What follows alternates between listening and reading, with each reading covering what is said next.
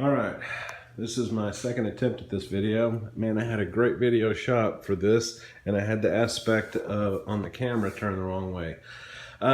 Installing the chrome trim pieces for my 55 Series 2. Found a few things that make the process simpler. It doesn't come with any instructions, and I couldn't find any online. Some things I found by trial and error. The hole size that you use to mount these trim pieces is imperative.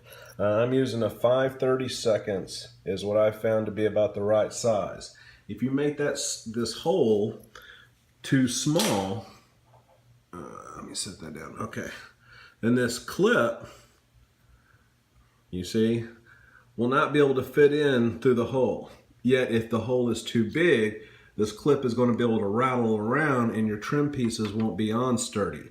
So 5/32 seems to be about the right size. It'll still pop in there. It's a little tough. If you make the hole any smaller, what I found is, if you can see on my trim pieces, it cost me twice. Once right there and once right there.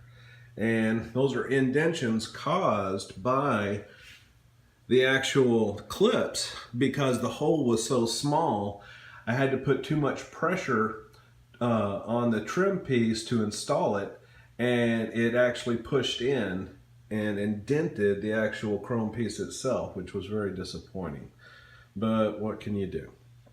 But 5/32 should be about right, and these holes, just make sure you space them correctly. You don't want to have too much space. I try to get them a little bit closer in the corners and stuff. These holes, at least on the 55 Series 2, they need to be, these holes need to be drilled exactly halfway on this trim piece you see right here, top and bottom. It's got the same type of feature on both sides, on the top and bottom, and that trim piece fits perfectly centered on that beveled edge they've got on there. So just make your holes dead center on that bevel and your trim pieces should fit just fine. You do have to have the clips on, I've found. When you install it, if you try to just put one clip in and then pop it into place and then put another clip on, it gets very difficult. So you have to slide all your clips in, get them pretty much in place, start and end, and just popping them in one at a time.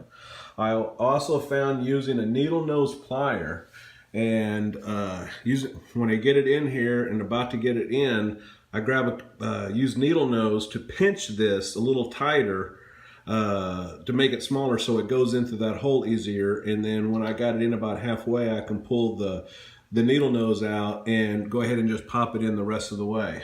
If not, again, I don't want to risk damaging the trim piece, and I wouldn't want you to risk doing it either. Using a needle nose to clamp it, to hold that, the clamp aspect of the clip, squeezing it in so it doesn't put any kind of extra pressure on the trim piece and put a dent on it. That's about all I got so far. I'll probably make one more when I'm finished just to see how it turned out. And there are notes I've learned, but mine would look better if my doors were lined better. But the trim pieces look really pretty. Again, if you don't damage the pieces when you put them on, I think they look really nice when all done. I still have to get my glass put in on my doors, but it's coming around. Thanks for watching, and I'll see you later.